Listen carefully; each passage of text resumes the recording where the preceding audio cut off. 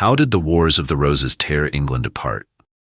Imagine a kingdom so powerful that it ruled over half of France. Yet within its own borders, brother turned against brother and cousin slaughtered cousin.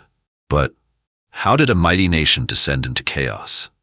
Why did England's most powerful families drown their land in blood for over 30 years? And what dark secrets turned the streets of London and the fields of Towton into rivers of death and betrayal? This is the brutal tale of the Wars of the Roses, a struggle not between nations but between bloodlines. From the mad King Henry VI to the ruthless Kingmaker, from the rise of the warrior King Edward IV to the twisted reign of Richard III, and finally, the last man standing, Henry Tudor, who would unite the warring houses and forge a new dynasty. But at what cost? Would you betray your brother for the crown? Would you kill an innocent king to seize the throne? And what really happened to the two young princes in the tower? Brace yourself, because this is the real-life Game of Thrones, where loyalty meant death and ambition meant survival. What noble house would you die for? The Red Rose of Lancaster or the White Rose of York? It all began with the death of King Edward III in 1377. His successor, Richard II, was but a child. Ambitious lords circled the throne like wolves. Richard's reign ended in betrayal when his cousin, Henry Bolingbroke, seized the crown in 1399, becoming Henry IV. But the throne, once stolen, would never be secure. The blood of Edward III ran through two rival branches of the Plantagenet family. The House of Lancaster, Red Rose, descended from John of Gaunt, Duke of Lancaster. The House of York, White Rose, descended from Lionel of Antwerp, Duke of Clarence. Both believed they had the truer claim to the throne. On May 22, 1455, in the market town of St. Albans, the streets ran red with blood as Richard, Duke of York, led his forces against King Henry VI, a weak and mentally unstable ruler controlled by his ambitious queen. "Margaret, God's blood, I will have my crown or see England burn," Richard declared. The Yorkists crushed the Lancastrians, and King Henry VI was captured. But Richard made one fatal mistake. He spared the king's life. By 1460, the Yorkists had grown bold. Richard of York claimed the throne. Parliament declared him protector of the realm, but Queen Margaret, burning with fury, raised an army.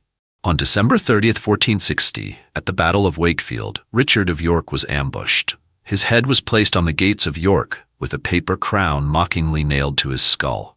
His son, Edward of York, vowed revenge. In 1461, Edward led the Yorkist army to victory at the Battle of Towton, fought in a snowstorm so fierce that the rivers ran crimson.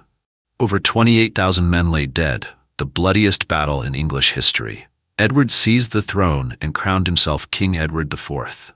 Edward's ally and mentor, Richard Neville, Earl of Warwick, the Kingmaker, soon turned against him. Warwick restored Henry VI to the throne in 1470, but Edward returned the following year. At the Battle of Barnet, 1471, Warwick was slain. A month later, at the Battle of Tewkesbury, Edward's army annihilated the Lancastrians. Young Prince Edward of Lancaster, the heir to Henry VI, was slaughtered in cold blood. That very night, King Henry VI was quietly murdered in the Tower of London. After Edward IV's death in 1483, his brother, Richard, Duke of Gloucester, seized the throne and declared himself King Richard III.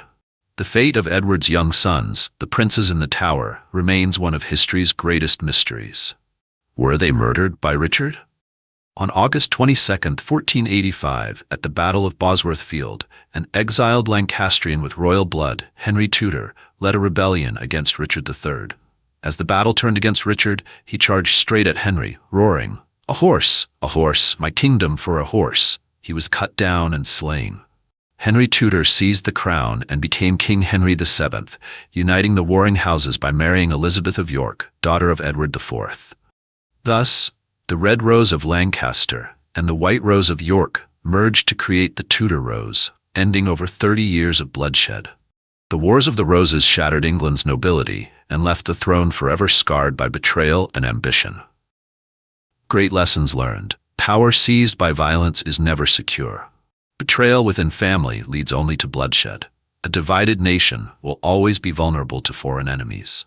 Final words. The crown is never safe when ambition runs in the blood. Don't forget to follow us, subscribe, and click the notification button to join us in unraveling history's greatest battles and betrayals.